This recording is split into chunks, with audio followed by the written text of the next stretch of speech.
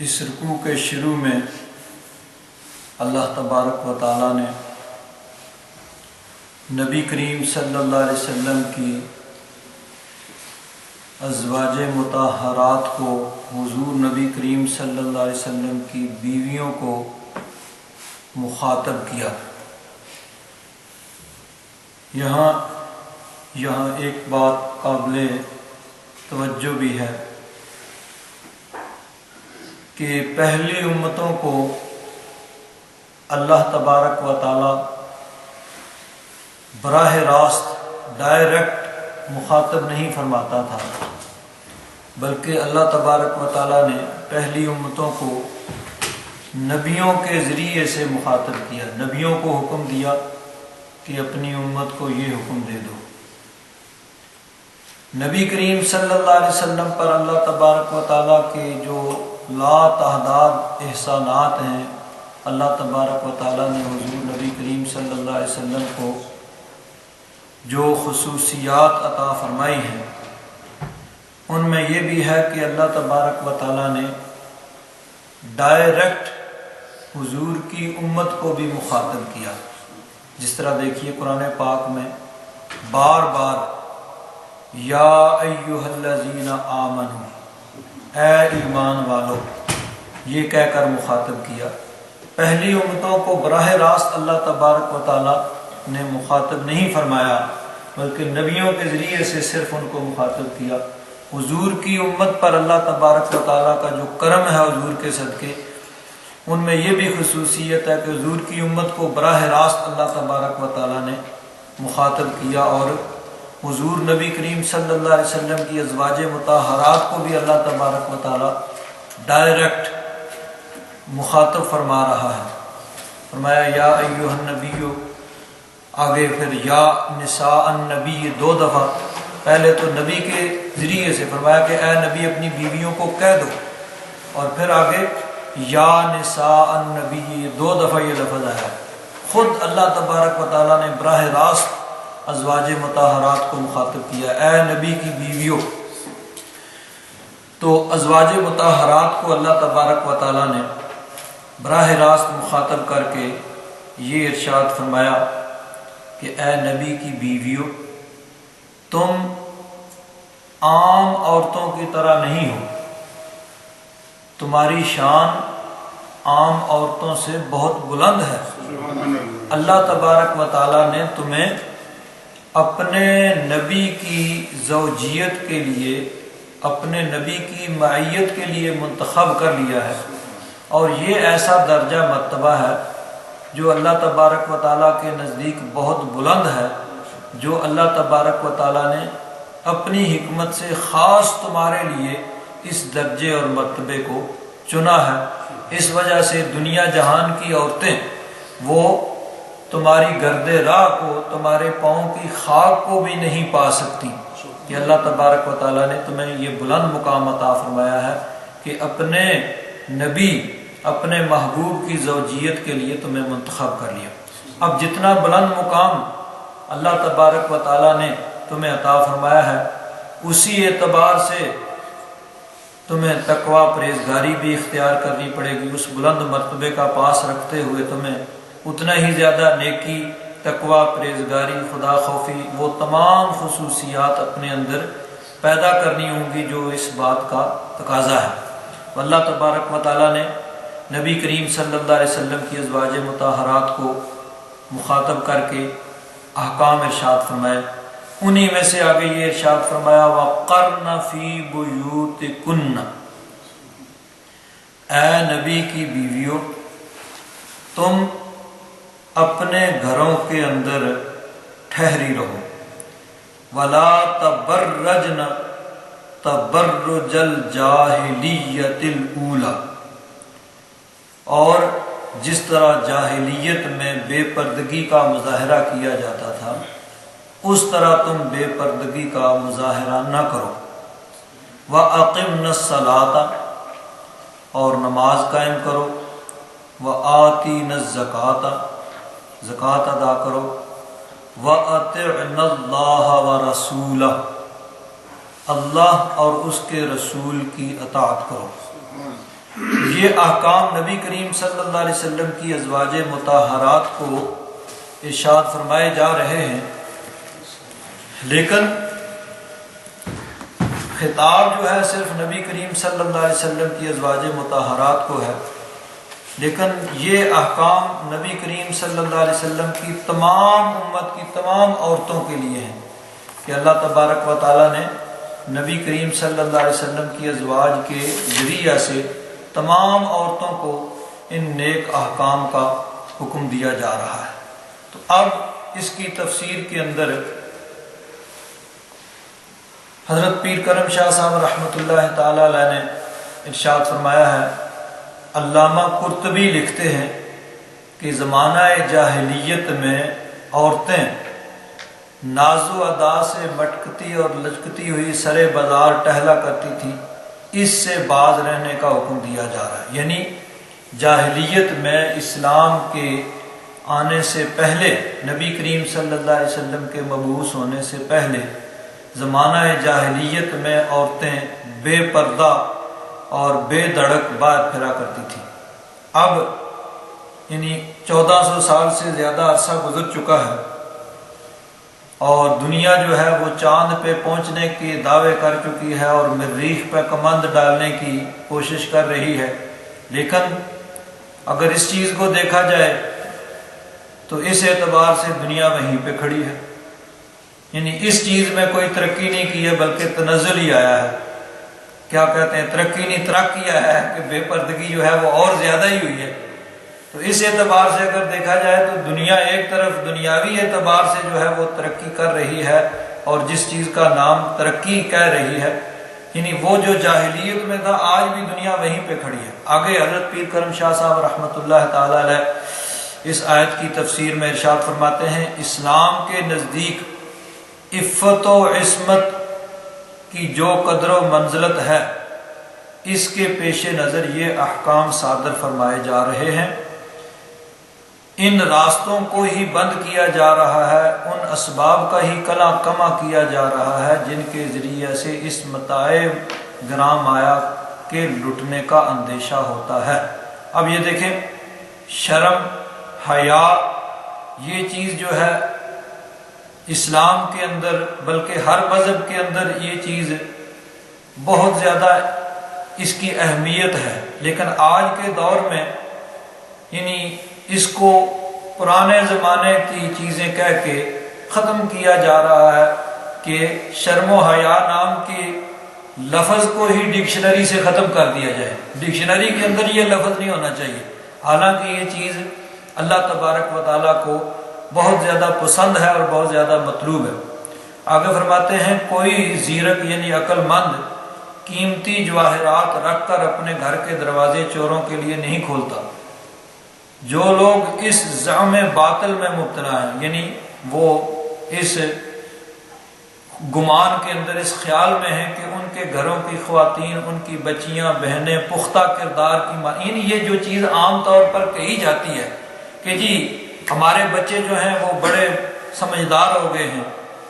تو عام طور پر یہ بات کہی جاتی ہے، اور خصوصاً جو خواتین اس چیز کو، پردے وغیرہ کو، ان چیزوں کو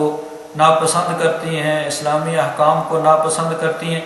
وہ دلیل کے طور پر یہ بات کہتی ہیں جی ہم بڑے سمجھدار ہیں، ہم عقل مند ہیں، ہمیں دنیا کا پتہ ہے، ہم اپنے اچھائی بھلائی کو جانتے ہیں، یہ ساری اس طرح کی باتیں کی جاتی ہیں۔ حضرت پیر کرم شاہ صاحب رحمۃ اللہ تعالی علیہ فرماتے ہیں کہ جو اس غلط گمان کے اندر ہیں کہ ان کے گھروں کی خواتین، ان کی بچیاں، بہنیں پختہ کردار کی مالک ہیں، وہ اگرچہ قیمتی اور بڑکیلے ملبوسات پہن کر بے پردہ گھومتی رہیں تو ان کو عزت و آبرو کو کوئی آنچ نہیں آ سکتی۔ فرماتے ہیں ہم انہیں نرم سے نرم الفاظ میں بھولا کہہ سکتے ہیں،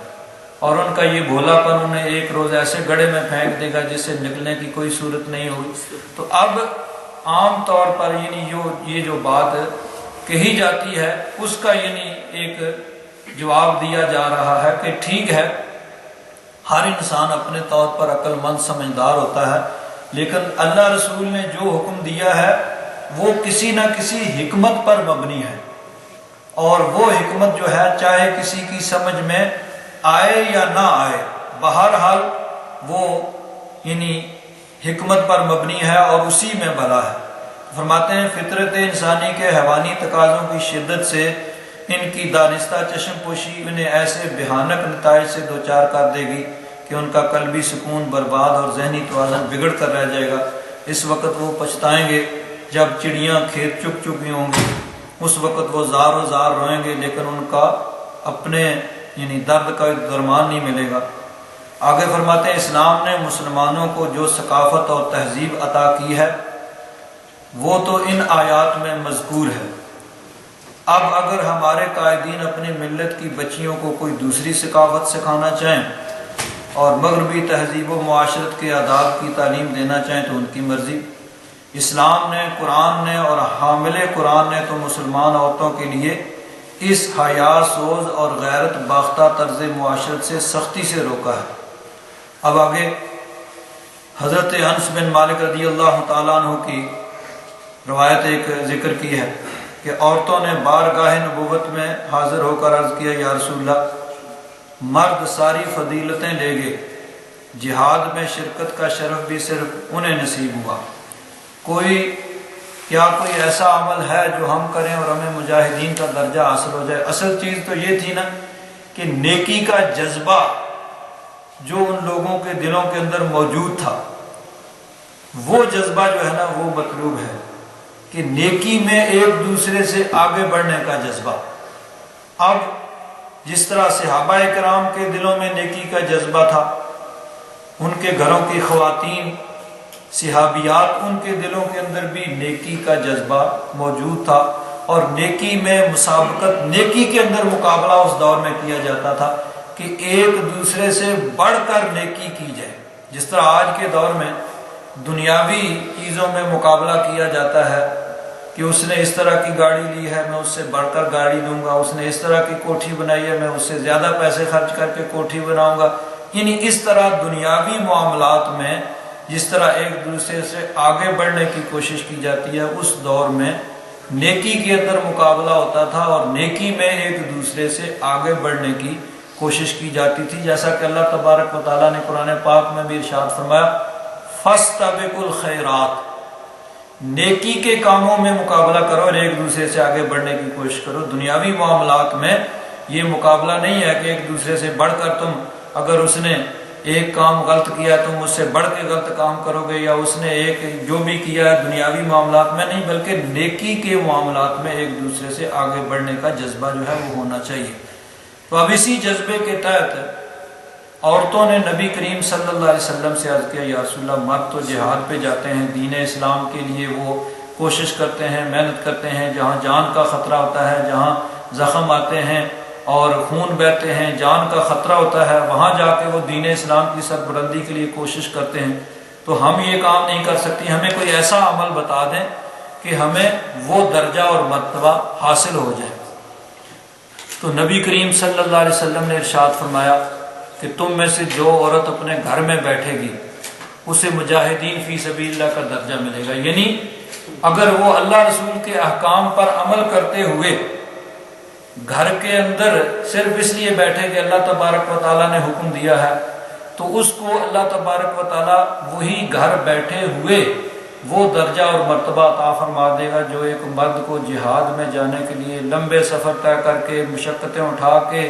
اور تکلیفیں اٹھا کے جو اس کو ثواب ملتا ہے، اللہ تبارک و تعالیٰ اس کو گھر کے اندر ہی وہ ثواب عطا فرما دے گا۔ آپ یہ یاد رکھیے کہ یہاں مطلقاً عورتوں کو گھر سے نکلنے سے منع نہیں کیا جا رہا، بلکہ ضرورتاً شرعی ضرورت اور انسان کی جو طبعی ضرورت ہے اس کے تحت ان عورت جو ہے وہ گھر سے باہر جا سکتی ہے، لیکن بشرطے کہ جو آداب ہیں ان کو ملحوظ خاطر رکھا جائے۔ جو آداب یعنی جس طریقے سے اللہ رسول کا فرمان ہے اس طریقے سے بابرتا طریقے سے اگر گھر سے باہر نکلے گی تو یہ منع نہیں ہے، بلکہ یہ فرمایا کہ بلا تبرجن تبرج الجاہلیت الاولی، زمانہ جاہلیت میں جس طرح بے پردگی کا مظاہرہ کیا جاتا تھا اس طریقے سے نکلنے سے منع کیا جا رہا ہے۔ اب یہ بات جو ہے کہ مطلقاً گھروں سے نکلنے سے منع نہیں کیا گیا، بلکہ اس تبرج الجاہلیہ، جاہلیت کے اس بے پردگی جو ہے اس طریقے سے، بے پردہ طریقے سے نکلنے سے منع کیا گیا۔ اب اس تفسیر سے ایک بہت بڑا اعتراض جو ہے وہ کیا جاتا ہے اس آیت کو پڑھ کر، وہ اعتراض بھی دور ہو جائے گا۔ اور وہ اعتراض کیا ہے؟ کچھ لوگ جو صحابہ کرام کے بھی مخالف ہیں اور ازواج مطہرات نبی کریم صلی اللہ علیہ وسلم کی ازواج حضور کی بیویوں کے بھی مخالف ہیں، وہ یہ آیت پڑھ کے اعتراض کرتے ہیں، دیکھو جی اللہ تبارک و تعالیٰ نے تو نبی کریم صلی اللہ علیہ وسلم کی بیویوں کو کہا بھئی تم گھروں کے اندر ٹھہری رہو، گھروں سے نکلنے سے منع فرما دیا، اور حضرت عائشہ الصدیقہ رضی اللہ تعالیٰ عنہ وہ گھر سے نکلیں، حتیٰ کہ لشکر کی قیادت کی، اور بالآخر جنگ جمل ہوئی جس کے اندر ہزاروں کی تعداد میں صحابہ کرام شہید ہوئے۔ اب یہ اعتراض جو ہے جہالت پہ مبنی ہے یا جان بوجھ کے دھوکہ دہی پر مبنی ہے؟ اصل جو واقعہ تھا، چونکہ یہ اعتراض ہوتا ہے تقریباً سبھی مفسرین کرام نے اس آیت کے ضمن میں اس واقعہ کو تفصیل سے لکھ کر اس اعتراض کا پھر رد کیا، اس اعتراض کو دور کیا ہے۔ واقعہ یہ ہوا کہ ام المومنین حضرت عائشہ الصدیقہ رضی اللہ تعالیٰ عنہ گھر سے مدینہ منورہ سے حج کے لیے تشریف لے گئیں مکہ مکرمہ، اور مکہ مکرمہ جو تشریف لے گئیں ان کے ساتھ ان کے دو محرم بھانجے، ایک حضرت عبداللہ بن زبیر اور ایک ان کی دوسری بہن ام کلثوم کے بیٹے طلحہ، یہ دو یعنی ان کے محرم بھی ان کے ساتھ تھے، اور دیگر ازواج مطہرات بھی، اور یعنی جس طرح قافلے جاتے تھے وہ نکلی۔ تو یہ یعنی پہلے یہ جو ہے نا کہ مطلقاً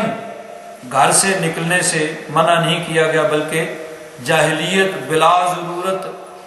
اور جس طرح بے پردہ ہو کے عورتیں جاہلیت میں نکلتی تھیں اس چیز سے منع کیا گیا۔ اگر ضرورت کے تحت انسان کی طبی ضرورت ہوتی ہے یا شرعی ضرورت ہے، طبی ضرورت انسان اپنے کسی کام کے لیے گھر سے باہر نکلتا ہے، شرعی ضرورت جیسے حج و عمرہ وغیرہ، کسی مریض کی عیادت ہے اور خود بیمار ہے کوئی، یعنی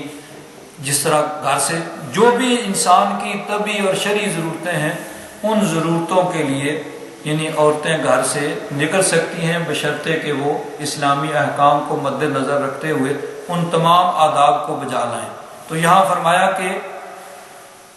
گھر سے مطلقاً نکلنے کی ممانعت نہیں ہے، بلکہ اس آیت کے نزول کے بعد بھی حضور نبی کریم صلی اللہ علیہ وسلم کی معیت میں امہات المومنین نے حج اور عمرے کے سفر کیے۔ حضور نبی کریم صلی اللہ علیہ وسلم نے حجۃ الوداع میں اپنی تمام ازواج مطہرات کو لے کر حضور خود مکہ شریف گئے، سب نے حضور کے ساتھ حج کیا۔ تو کیا یعنی اس آیت میں مطلقاً اگر گھر سے نکلنے سے منع کیا جاتا تو حج کے لیے جانا بھی منع ہوتا، حالانکہ خود نبی کریم صلی اللہ علیہ وسلم اپنی ازواج مطہرات کو اپنے ساتھ حج پر لے کر گئے، اور قرآن پاک کی سب سے بہترین تفسیر تو وہ ہے جو خود نبی کریم صلی اللہ علیہ وسلم کریں، نہ کہ کوئی سینکڑوں سال بعد اٹھ کے کوئی تفسیر کرے تو اس کو مانا جائے۔ تو خود نبی کریم صلی اللہ علیہ وسلم اپنی ازواج مطہرات کو اپنے ساتھ حج پر لے کر گئے، بلکہ حضور نبی کریم صلی اللہ علیہ وسلم غزوات میں بھی، جنگوں میں بھی جاتے تو اس میں بھی کوئی نہ کوئی زوجہ مطہرہ وہ حضور نبی کریم صلی اللہ علیہ وسلم کے ساتھ جاتی، تو مطلقاً گھر سے نکلنے سے جو ہے وہ منع نہیں کیا گیا، بلکہ جس طرح جاہلیت میں بے پردہ عورتیں نکلتی سی اس طرح نکلنے سے جو ہے وہ منع کیا گیا۔ تو یہ جو اعتراض کیا جاتا ہے کہ حضرت ام المومنین عائشہ الصدیقہ رضی اللہ تعالیٰ عنہ آپ نے اس آیت کی خلاف ورزی کی، تمام مفسرین کرام نے اس کے ضمن میں اس واقعہ کو تفصیل کے ساتھ لکھا ہے کہ ام المومنین حضرت عائشہ الصدیقہ رضی اللہ تعالیٰ عنہ شرعی تقاضوں کے مطابق وہ اپنے گھر سے حج کے لیے تشریف لے گی۔ جب حج کرنے کے بعد واپسی کی تیاری کر رہی ہیں تو وہاں پہ آپ کو اطلاع ملی کہ مدینہ منورہ میں باغیوں نے حضرت عثمان غنی رضی اللہ تعالیٰ عنہ کو شہید کر دیا ہے۔ جب یہ اطلاع ملی تو بہت زیادہ افسوس ہوا کہ اسلام کے اندر یہ ایک اور رخنا پڑ گیا ہے۔ اب پھر اور صحابہ کرام جو تھے وہ بھی مدینہ منورہ سے مکہ مکرمہ پہنچ گئے، انہوں نے جا کر اطلاع دی، جن میں حضرت طلحہ، حضرت زبیر، حضرت نعمان بن بشیر، کعب بن عجرہ اور دیگر صحابہ، انہوں نے جا کے تمام تفصیلات بتائیں کہ اس طرح باغیوں نے حضرت عثمان غنی رضی اللہ تعالیٰ عنہ کو شہید کر دیا ہے۔ تو پھر ام المومنین اب مجبوراً مکہ مکرمہ سے چلی اور بصرہ جو ہے وہاں پہنچی۔ ادھر وہ لوگ جنہوں نے حضرت عثمان غنی رضی اللہ تعالیٰ عنہ کو شہید کیا تھا، انہوں نے حضرت علی رضی اللہ تعالیٰ عنہ آپ کو یہ کہا کہ جی دیکھیے ادھر آپ کے خلاف، چونکہ حضرت عثمان غنی کے بعد حضرت علی کی بیعت کی گئی، آپ امیر المومنین بنے، اب وہی لوگ جو تھے انہوں نے کہا جی آپ کے خلاف وہاں لشکر جمع ہو رہا ہے اور یہ ہو رہا ہے وہ ہو رہا ہے، وہ حکومت کے قبضہ کرنے کی کوشش کر رہے ہیں۔ حضرت علی رضی اللہ تعالیٰ عنہ آپ وہاں سے لشکر لے کر پھر چلے، حالانکہ یہ بھی کہا جاتا ہے کہ حضرت امام حسن، حضرت امام حسین، حضرت عبداللہ بن جعفر، حضرت عبداللہ بن عباس، ان لوگوں نے حضرت علی رضی اللہ تعالیٰ عنہ کو یہ تجویز پیش کی کہ ابھی تک چونکہ حالات ایسے نہیں ہیں، اس لیے ہمیں مسلط کے تحت ابھی تک یہ یعنی لشکر اس طرح لے کر نہیں جانا چاہیے بلکہ انتظار کرنا چاہیے۔ لیکن اب چونکہ تقدیر الہی میں یہی تھا کہ یہ کام ہونا تھا، حضرت علی رضی اللہ تعالیٰ عنہ نے لشکر لیا اور حضرت علی بھی بصرہ کے قریب پہنچ گئے۔ وہاں جا کے ایک اپنی طرف سے ایک سفیر حضرت قعقاع ان کو بھیجا کہ جا کے بات چیت کرو۔ بات چیت ہوئی، معاملات طے ہو گئے کہ ٹھیک ہے بھائی، نہیں لڑائی نہیں ہوگا، جھگڑا ہوگا۔ اصل مطالبہ تو حضرت عثمان غنی رضی اللہ تعالیٰ عنہ کو جن لوگوں نے قتل کیا ان سے قصاص لیا جائے اور ان کو بدلے میں قتل کیا جائے، یہی مطالبہ تھا۔ حضرت علی نے کہا بھی ہم بھی یہی چاہتے ہیں، لیکن اس کے لیے حالات کے سازگار ہونا بہت ضروری ہے کہ ان کو پکڑا جائے۔ آج وہ لوگ اتنے مضبوط ہیں کہ ان پہ ہاتھ ڈالنا جو ہے وہ مشکل ہے۔ تو سب جب امت ایک بات پہ متفق ہوگی تو پھر ان کو پکڑا جائے گا اور ان کو قصاص میں قتل کیا جائے گا۔ اب معاملات طے ہو گئے، لیکن وہ لوگ چونکہ لشکر کے اندر شامل تھے، انہوں نے دیکھا کہ اگر یہ صلح ہو گئی، لڑائی نہ ہوئی تو پھر تو ہم تو مارے جائیں گے۔ اب انہوں نے سازش کی، رات کے وقت آدھے ایک لشکر میں آدھے دوسرے لشکر میں شامل ہو گئے اور تیر اندازی شروع کر دی، اس سے وہ لڑائی شروع ہو گئی۔ تو وہ تو اصل میں ان لوگوں کی سازش تھی اور اصل بات یہی تھی کہ تقدیر الہی یہی تھی، ایسے ہونا تھا۔ پھر حالات اس طرح کے پیدا ہو گئے اور وہ لڑائی ہوئی جس میں ہزاروں کی تعداد میں پھر دونوں طرف سے صحابہ اکرام اور تابعین جو ہیں وہ شہید ہوئے، بڑے بڑے کبار تابعین اس میں شہید ہوئے۔ تو وہ اصل میں انہی لوگوں کی سازش تھی جن لوگوں نے حضرت عثمان غنی رضی اللہ تعالیٰ عنہ کو شہید کیا تھا۔ تو بہرحال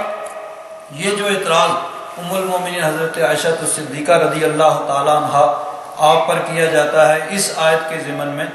اس کا دفاع کیا ہے تمام مفسرین کرام نے کہ مطلقاً اس آیت میں ازواج مطہرات کو گھروں سے نکلنے سے جو ہے وہ منع نہیں کیا گیا، بلکہ بلا ضرورت اور بے پردہ طریقے سے نکلنے سے جو منع کیا گیا ہے۔ ضرورتاً شرعی ضرورت ہو، طبی ضرورت ہو اور با پردہ طریقے سے اسلامی احکام کو مد نظر رکھتے ہوئے اگر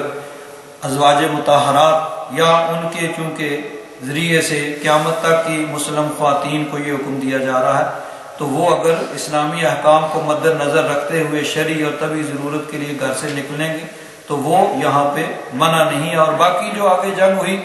وہ تو اس میں اب کسی کا بھی قصور نہیں کہا جا سکتا، نہ حضرت علی رضی اللہ تعالیٰ عنہ کا، نہ حضرت ام المومنین حضرت عائشہ صدیقہ رضی اللہ تعالیٰ عنہ۔ حالات اس طرح کے ہو گئے اور ان لوگوں کی سازش جو تھی وہ کارگر ہوئی کہ وہ لڑائی ہوئی اور اس میں پھر ہزاروں کی تعداد میں مسلمانوں کا ہی دونوں طرف سے نقصان ہوا۔ تو بہرحال اللہ تبارک و تعالیٰ نے ازواج مطہرات کو اور ان کے ذریعے سے قیامت تک کے لیے آنے والی خواتین کو، مسلم خواتین کو یہ حکم دیا وَقَرْنَ فِي بُيُوتِكُنَّ، کہ تم اپنے گھروں کے اندر ٹھہری رہو، ولا تبرجن تبرج الجاہلیت الاولی، اور اس طرح کی بے پردگی کا مظاہرہ نہ کرو جس طرح کے جاہلیت کے زمانے میں کیا جاتا تھا۔ واقمنا الصلاۃ، اور نماز قائم کرو، وآتینا الزکوٰۃ، اور زکوٰۃ ادا کرو، وأطعنا اللہ ورسولہ، اور اللہ اور اس کے رسول کی اطاعت کرو۔ انما یرید اللہ، بے شک اللہ تبارک و تعالیٰ تو یہی چاہتا ہے، لیذہب عنکم الرجس، تم سے ہر طرح کی ناپاکی کو دور رکھے۔ اذہب یذہب، اذہاب کا معنی ہوتا ہے دور کرنا، یہاں مفسرین کرام نے معنی لکھا ہے دور رکھنا، کیونکہ وہ نفوس قدسیہ پہلے ہی اللہ تبارک و تعالیٰ کے کرم و فضل سے ان چیزوں سے پاک تھے۔ تو مطلب یہ ہے کہ اللہ تبارک و تعالیٰ چاہتا ہے کہ تمام ہر قسم کے دینی اخلاقی عیوب تم سے دور رہیں، جس طرح پہلے تم ان سے پاک ہو، تم آئندہ کے لیے بھی ان ہر قسم کے عیبوں سے پاک رہو۔ یذہب عنکم الرجس، تاکہ تم سے ہر قسم کے عیوب ان کو دور رکھے۔ اہل البیت، اے نبی کریم صلی اللہ علیہ وسلم کے گھر والوں، اللہ تعالیٰ یہ چاہتا ہے کہ تمام عیوب، تمام خرابیاں، تمام برائیوں کو تم سے دور رکھے۔ وَيُطَهِّرَكُمْ تَطْهِيرًا، اور تمہیں ایسے پاک رکھے جس طرح کے پاک رکھنے کا حق ہے، جس طرح اللہ تبارک و تعالیٰ نے تمہیں پہلے یہ پاکیزگی اور طہارت عطا کی ہے، اسی طرح اللہ تبارک و تعالیٰ یہ چاہتا ہے کہ یہ طہارت اور پاکیزگی برقرار رہے، اس میں کسی قسم کی کمی نہ ہو بلکہ اس میں مزید ترقی ہو۔ وَاذْكُرْنَ مَا يُتْلَى فِي بُيُوتِكُنَّ مِنْ آيَاتِ اللَّهِ وَالْحِكْمَةِ، اور اے نبی کی بیویوں، تم یاد کرو جو کچھ تلاوت کی جاتی ہے تمہارے گھروں کے اندر، تمہارے حجروں میں، اللہ تبارک و تعالیٰ کی آیات اور حکمت سے۔ ان اللہ کان لطیفا خبیرا، بے شک اللہ تبارک و تعالیٰ وہ لطیف و خبیر ہے، اللہ تبارک و تعالیٰ باریک بین بھی ہے اور ہر چیز کو جاننے والا بھی ہے۔ اب اس آیت مبارکہ میں اللہ تبارک و تعالیٰ نے یہ ارشاد فرمایا کہ اے نبی کریم صلی اللہ علیہ وسلم کی اہل بیت، اللہ تبارک و تعالیٰ تمہاری تطہیر کا ارادہ فرماتا ہے، اور اللہ تبارک و تعالیٰ یہ چاہتا ہے کہ جس طرح تم پہلے پاک ہو، اسی طرح اللہ تبارک و تعالیٰ تمہاری اس تطہیر کو باقی رکھے اور اس میں مزید ترقی فرمائے۔ اب یہاں ایک بحث اس کے ضمن میں ہے کہ اہل بیت سے مراد کون ہے۔ اس میں تین طرح کے نظریات پائے جاتے ہیں۔ ایک نظریہ یہ ہے کہ یہاں اہل بیت سے مراد نبی کریم صلی اللہ علیہ وسلم کی ازواج مطہرات ہیں، حضور نبی کریم صلی اللہ علیہ وسلم کی بیویاں مراد ہیں۔ اور آیات کے سیاق و سباق کو دیکھا جائے تو یہ بات جو ہے بالکل صحیح ہے کہ اس پورے رکوع کے اندر پہلے اللہ تبارک و تعالیٰ نے نبی کریم صلی اللہ علیہ وسلم کو حکم دیا کہ محبوب اپنی بیویوں کو کہہ دو، اور پھر آگے براہ راست 2 دفعہ یا نساء النبی یہ کہہ کے اللہ تبارک و تعالیٰ نے نبی کریم صلی اللہ علیہ وسلم کی ازواج کو مخاطب کیا، اور پھر آگے بھی نبی کریم صلی اللہ علیہ وسلم کی بیویوں کو وَاذْكُرْنَ مَا يُتْلَى سے مخاطب کیا جا رہا ہے۔ تو درمیان میں یہ جو آیت کا حصہ ہے، یہ اس کے سیاق و سباق کو دیکھتے ہوئے اہل بیت سے مراد نبی کریم صلی اللہ علیہ وسلم کی ازواج مطہرات ہے، اس میں کوئی شک و شبہ نہیں ہے۔ دوسرا نظریہ اس سلسلہ میں یہ ہے کہ اہل بیت سے مراد حضرت علی، حضرت فاطمہ الزہرا اور حضرت امام حسن اور حضرت امام حسین ہے۔ یہ ایک نظریہ ہے کہ اس سے مراد صرف یہ نفوس قدسیہ ہیں،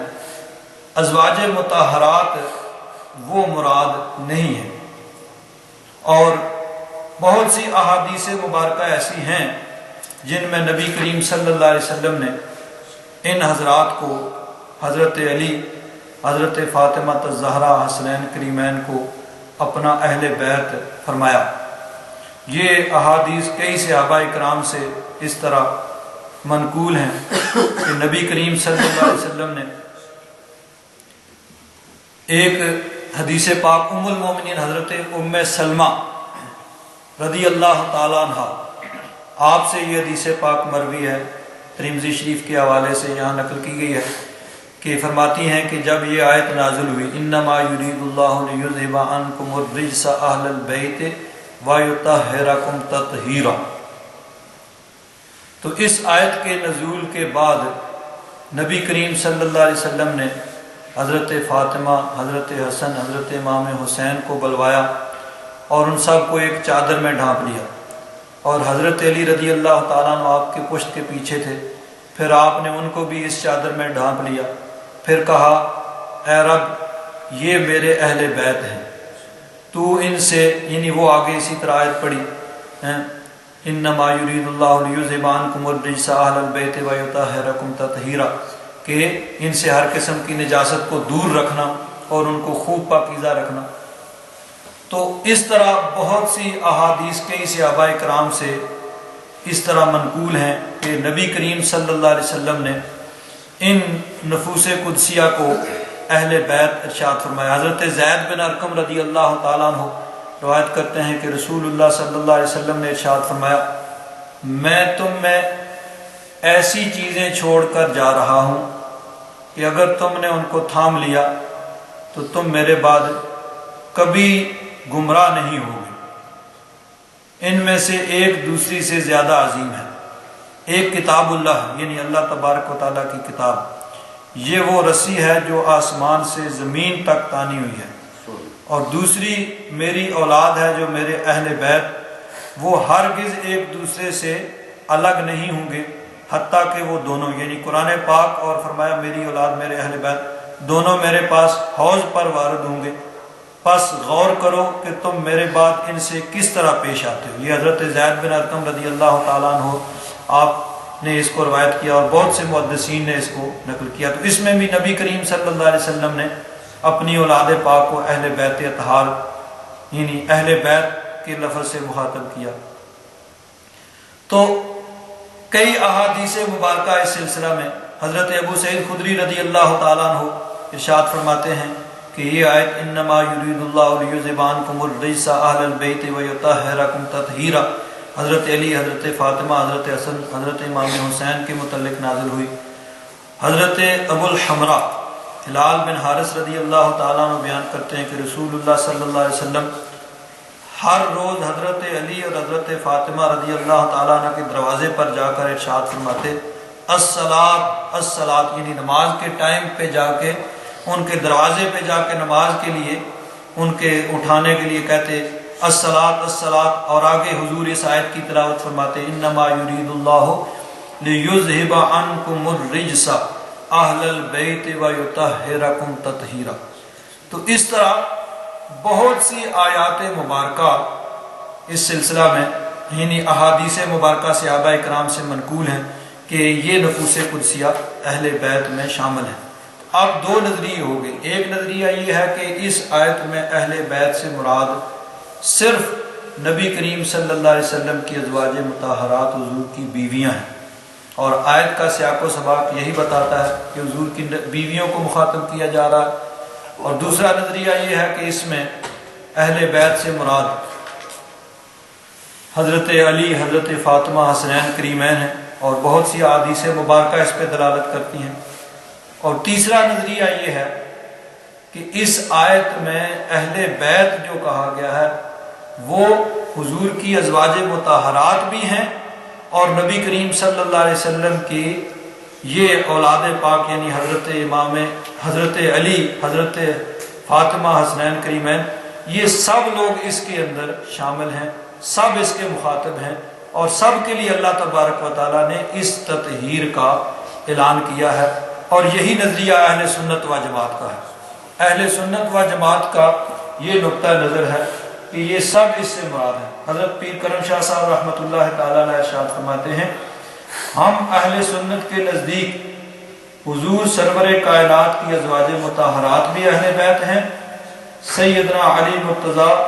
سیدہ طاہرہ، حسنین کریمین بھی اہل بیت میں سے ہیں، جس طرح متعدد صحیح احادیث میں مذکور ہے۔ حضور نبی کریم صلی اللہ علیہ وسلم کا خصوصی طور پر ان کو اپنی آبا کے سایہ میں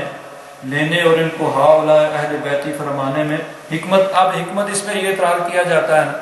کہ اہل بیت تو عام طور پر جس طرح روٹین ہوتی ہے کہ نسب جو ہے وہ باپ کی طرف سے چلتا ہے، تو یہ اعتراض کیا جاتا ہے جو لوگ ان حضرات کو اہل بیت میں شامل نہیں کرتے، وہ کہتے ہیں حضرت علی تو ابو طالب کے بیٹے ہیں، اور جب حضرت فاطمہ الزہرا کا ان سے نکاح ہوا تو وہ بھی ادھر چلی گئی، وہ بھی اس خاندان میں شامل ہو گئی، حسنین کریمین ان کے بیٹے ہیں، تو وہ حضور کے اہل بیت کیسے ہو گئے؟ تو اس اعتراض کا یہ جواب دیا کہ یہ حضور کا کرم ہے کہ حضور نے اپنی چادر کے اندر لے کر ان کو اپنے اہل بیت میں شامل کر لیا۔ تو ازواج مطہرات جو ہیں وہ اس آیت کے ذریعے سے، یعنی ان تمام آیات کے ذریعے سے اہل بیت میں شامل ہیں، اور حضرت علی، حضرت فاطمہ الزہرا، حسنین کریمین کو حضور نبی کریم صلی اللہ علیہ وسلم نے خود اپنی چادر کے اندر چھپا کر ان کو اہل بیت کے اندر شامل کر لیا، تو سبھی اس میں اہل بیت سے مراد ہے۔ اب بعض لوگوں کی طرف سے اعتراض کیا جاتا ہے بھی کہ یہ حضور نبی کریم صلی اللہ علیہ وسلم کی ازواج مطہرات وہ اہل بیت میں شامل نہیں ہیں، اور وہ اس کے لیے طرح طرح کے مطلب گھونڈی قسم کی دلائل بھی دیتے ہیں، اور سب سے بڑا اعتراض یہ کیا جاتا ہے کہ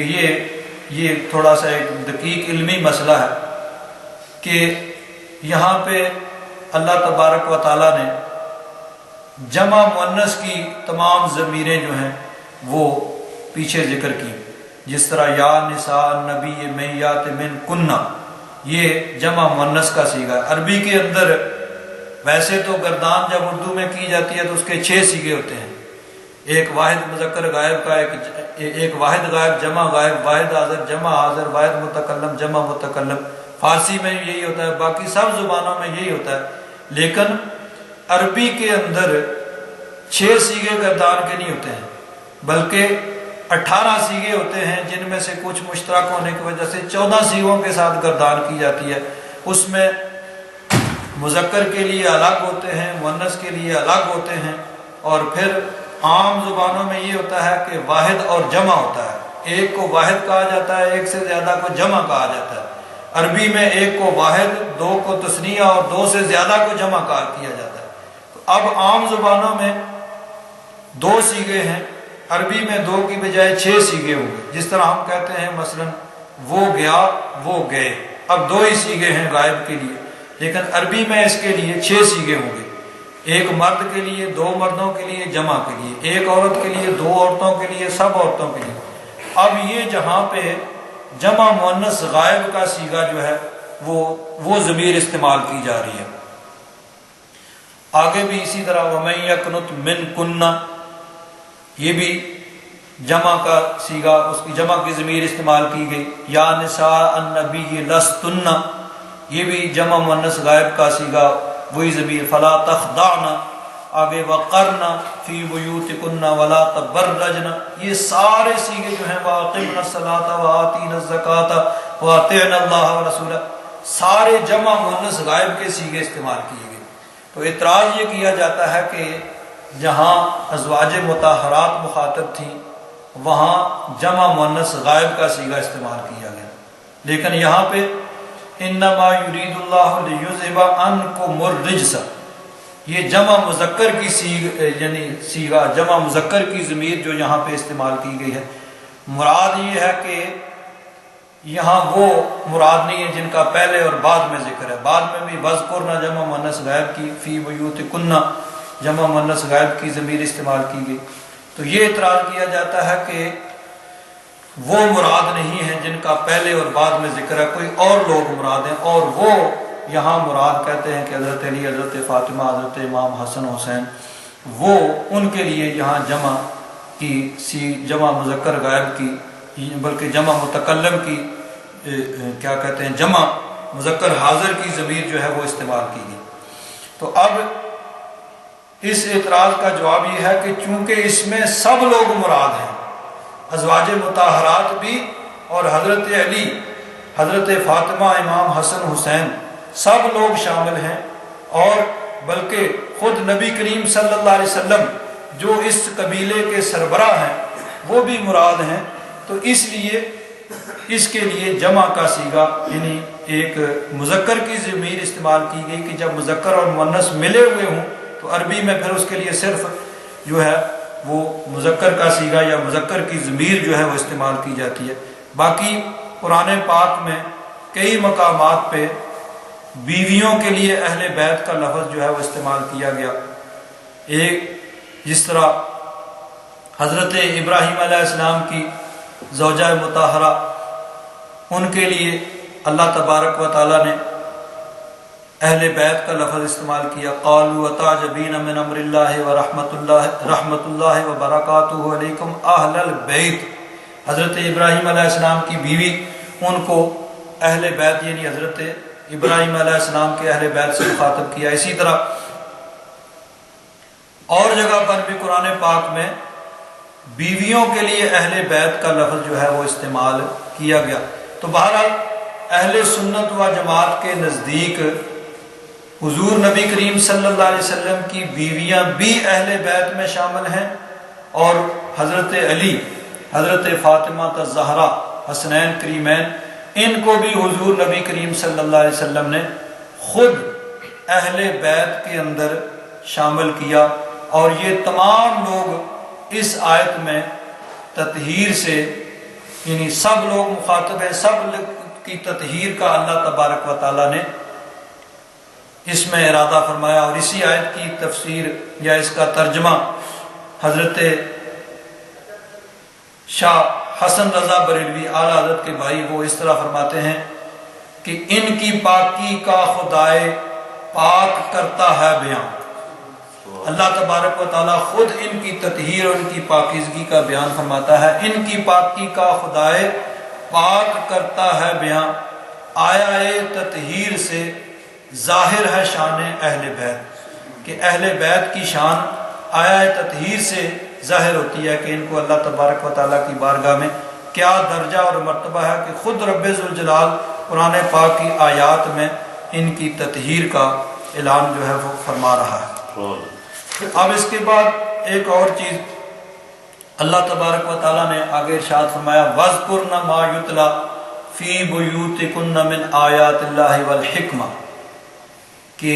تمہارے گھروں کے اندر جو اللہ تبارک و تعالیٰ کی آیات اور حکمت کی تلاوت کی جاتی ہے تم ان کا ذکر کرو۔ ان اللہ کان لطیفا خبیرا، بے شک اللہ تبارک و تعالیٰ لطیف و خبیر ہے۔ تو اللہ تبارک و تعالیٰ نے نبی کریم صلی اللہ علیہ وسلم کی ازواج مطہرات کو یہ حکم دیا کہ تمہارے گھروں میں جو آیات اور حکمت کی تلاوت ہوتی ہے تم ان کا تذکرہ کرو۔ تو ازواج مطہرات نے یعنی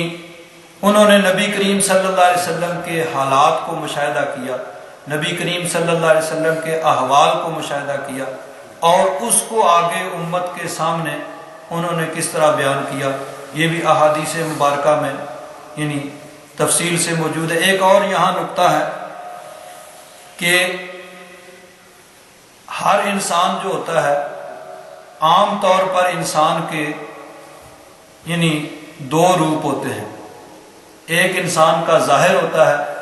ایک انسان کا باطن ہوتا ہے۔ ظاہر اور باطن ایک جیسا ہونا چاہیے، لیکن بدقسمتی سے اکثر ظاہر اور باطن میں تضاد ہوتا ہے، فرق ہوتا ہے۔ لوگوں کے سامنے انسان جو ہے وہ نیک بھی بنتا ہے، متقی بھی بنتا ہے، ایماندار بھی بنتا ہے، لیکن اندر خانے اور چیزیں ہوتی ہیں، اور ان چیزوں کو اکثر طور پر بیویاں جو ہیں وہ جانتی ہوتی ہیں۔ گھر کے اندر انسان جو ہے اس کی اپنی اصلی حالت کیفیت ہوتی ہے، اور باہر جا کے وہ اس طرح عام طور پر لیڈر کہتے ہیں ہمیں عوام کا بڑا درد ہے، عوام کے لیے مر رہے ہیں، اور گھر جا کے کہتے ہیں کپڑے بھی انہوں نے میرے میلے کر دیے، کپڑوں کی انہوں نے استری تو وہ خراب کر دی ہے۔ یہ ایسے لوگ ہیں۔ تو گھر کے اندر وہ اصل چیز جو ہوتی ہے انسان کی، اس کا پتہ چلتا ہے۔ نبی کریم صلی اللہ علیہ وسلم نے ظاہر اور باطن کے تضاد کو دور کرنے کا حکم دیا، اور خود عملی طور پر نبی کریم صلی اللہ علیہ وسلم نے اس چیز کو کر کے دکھایا کہ جو ہمارا ظاہر ہے وہی باطن ہے، اور جو باطن ہے وہی ظاہر ہے۔ یہ نہیں کہ اندر کچھ ہو باہر کچھ ہو۔ اور عام طور پر جو ہوتی ہیں بیویاں، ایک انسان جو ہے وہ لوگ سب اس کے قائل ہوتے ہیں، لیکن بیوی اس کی قائل نہیں ہوتی ہے۔ ایک تو ویسے اس کی ایک طبی وجہ بھی ہے کہ جو آدمی قریب ہوتا ہے وہ اس کے خصوصیات کا اتنا زیادہ وہ قائل نہیں ہوتا ہے، دوسرے لوگ اس کی خصوصیات کے قائل ہوتے ہیں، وہ اس کے یعنی تعریف یا اس کے اندر جو کوالٹیز پائی جاتی ہیں ان کو مانتے ہیں، لیکن قریب والے جو ہیں کم مانتے ہیں۔ جس طرح وہ کہتے ہیں کہ ایک اللہ کے ولی تھے، بڑے نیک متقی پرہیزگار لوگ ان کے بڑے چاہنے والے تھے، بیوی جو تھی ان کی وہ ان کی خصوصیات یا ان کی اس کے قائل نہیں تھی وہ۔ تو ایک دن انہوں نے کیا کیا، وہ ہوا میں اڑنے لگے اور گھر کے ارد گرد چکر لگا رہے۔ بعد میں جب گھر آئے تو بیوی نے کہا کہ جی آپ بھی ولی بنتے تھے۔ ولی تو وہ تھا جو ادھر ابھی ہوا میں چکر لگا رہا تھا۔ انہوں نے کہا اچھا وہ ولی تھا، وہ تو میں ہی تھا۔ اس نے کہا اچھا تم تھے، اسی لیے ٹیڑھے ٹیڑھے اڑ رہے۔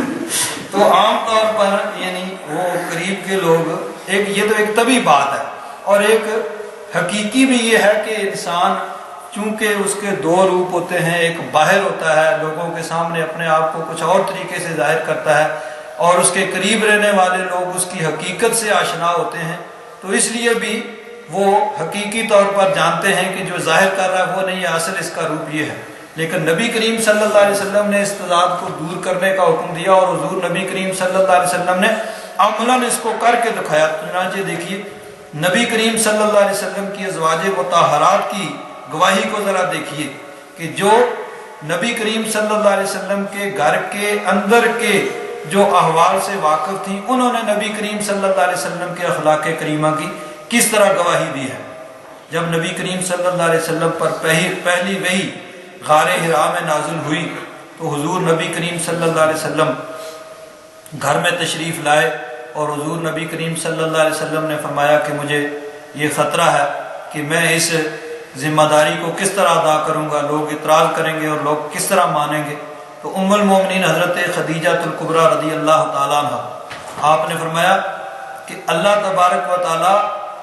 ہرگز آپ کو شرمندہ نہیں کرے گا، یعنی آپ کو اللہ تبارک و تعالیٰ کامیابی عطا فرمائے گا، کیونکہ آپ رشتہ داروں کے ساتھ ملاپ رکھتے ہیں، ان سے اچھا سلوک کرتے ہیں، لوگوں کے بوجھ کو اٹھاتے ہیں، ناداروں کو مال کما کے دیتے ہیں، مہمانوں کی ضیافت کرتے ہیں، راہ حق میں مشکلات برداشت کرتے ہیں، تو اس لیے اللہ تبارک و تعالیٰ آپ کو ناکام نہیں کرے گا۔ اور یہ گواہی کون دے رہی ہیں؟ جو گھر کے احوال کو جانتی ہیں اور جن سے کوئی اس طرح پردہ نہیں ہے کہ باقیوں کے سامنے اپنے آپ کو آدمی ظاہر کرتا ہے، بیوی کے سامنے تو سب کچھ اس کا اصل کردار اصل روپ سامنے ہوتا ہے، تو وہ جو اصل یعنی روپ کو جاننے والی وہ اس چیز کا اظہار فرما رہی ہیں کہ نبی کریم صلی اللہ علیہ وسلم کے اندر یہ تمام کوالٹیز اور تمام خصوصیات پائی جاتی ہیں۔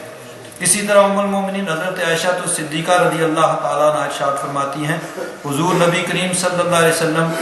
اپنی جوتی کی مرمت کر لیتے تھے، اپنے کپڑے سی لیتے تھے، اور جس طرح تم میں سے کوئی شخص گھر کا کام کرتا ہے، یا یوں کہہ لیجئے جس طرح گھر کا کام کرنا چاہیے، اس طرح حضور نبی کریم صلی اللہ علیہ وسلم کے گھر کے کام کاج کیا کرتے تھے۔ عام طور پر بعض یعنی اس طرح مردوں میں یہ پایا جاتا ہے بھئی یہ ہمارا کام نہیں ہے،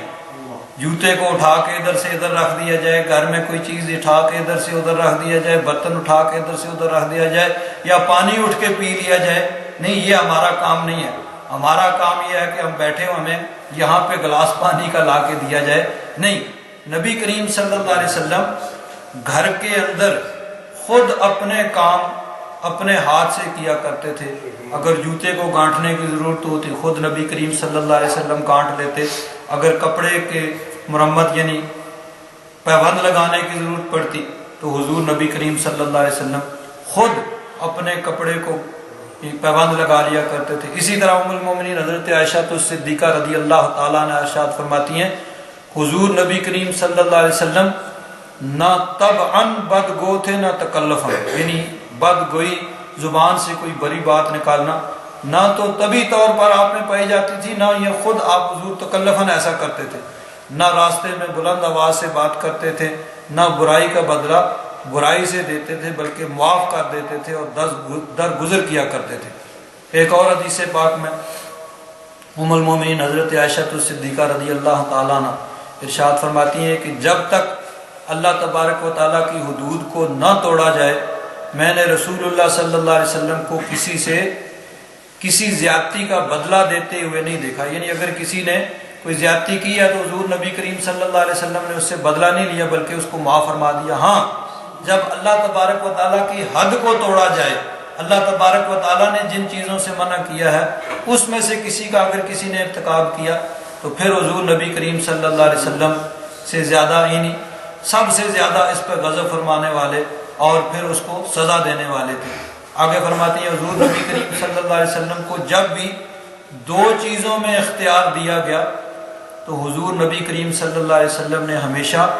آسان چیز کو اختیار کیا۔ دو چیزیں ہیں، ایک مشکل ہے ایک آسان ہے، اس میں اختیار دیا گیا تو نبی کریم صلی اللہ علیہ وسلم نے ہمیشہ آسان چیز کو اختیار کیا بشرطے کہ وہ چیز گناہ نہ ہو۔ گناہ اللہ تبارک و تعالیٰ کی نافرمانی سے سب سے زیادہ دور رہنے والے تھے نبی کریم صلی اللہ علیہ وسلم۔ تو بہرحال اللہ تبارک و تعالیٰ نے اس آیت مبارکہ میں ازواج مطہرات کو یہ حکم دیا کہ اللہ کی آیات اور حکمت کی جو تم پر تلاوت کی جاتی ہے اس کو تم یاد کرو اور اس کو آگے امت تک پہنچاؤ۔ تو ام المومنین امہات المومنین نے نبی کریم صلی اللہ علیہ وسلم کی احادیث مبارکہ کو یاد کیا۔ یہاں حکمت سے مراد جو ہے مفسرین کرام فرماتے ہیں کہ یہ حکمت سے مراد احادیث مبارکہ ہیں کہ قرآن پاک کی آیات اور نبی کریم صلی اللہ علیہ وسلم کی احادیث کو یاد کرو اور آگے پھر ان کو تم امت تک پہنچاؤ۔ تو اسلامی شریعت کا ایک بہت بڑا حصہ جو ہے وہ ازواج مطہرات کے ذریعے سے امت تک پہنچا ہے۔ ام المومنین حضرت عائشہ الصدیقہ رضی اللہ تعالیٰ عنہ ان سے 2433 احادیث مبارکہ جو ہیں وہ مروی ہیں، اور وہ فرماتی ہیں کہ میں نبی کریم صلی اللہ علیہ وسلم سے مسائل سمجھنے کے لیے بحث کیا کرتی تھی، اور اس وقت تک جب تک مسئلہ پوری طرح میری سمجھ میں نہ آ جائے میں اس وقت تک چھوڑتی نہیں تھی حضور نبی کریم صلی اللہ علیہ وسلم سے بار بار سوال کرنا جب تک کہ پوری طرح مسئلہ واضح نہ ہو جائے اور پوری طرح سمجھ نہ آ جائے، اس وقت تک میں چھوڑتی نہیں تھی۔ اور بعد میں صحابہ کرام کے ساتھ اس طرح بھی ہوا کہ کبھی کوئی مشکل معاملہ ایسا بھی آیا کہ بڑے بڑے کبار صحابہ کرام جو ہیں وہ اس کے حل کرنے سے عاجز آ گئے، تو بالآخر انہوں نے کہا کہ ام المومنین عائشہ الصدیقہ رضی اللہ تعالیٰ عنہ کے پاس کسی کو بھیجو اور ان سے یہ مسئلہ دریافت کرو۔ تو ام المومنین حضرت عائشہ الصدیقہ رضی اللہ تعالیٰ عنہ آپ نے اس کا حل صحابہ کرام کو بتایا کہ اس مسئلے کا یہ حل ہے۔ تو اللہ تبارک و تعالیٰ نے ازواج مطہرات کو یہ حکم دیا اور انہوں نے اس حکم پر عمل کر کے دکھایا کہ نبی کریم صلی اللہ علیہ وسلم کی احادیث مبارکہ کو انہوں نے سنا، اس کو یاد رکھا اور آگے امت تک ان چیزوں کو پہنچایا۔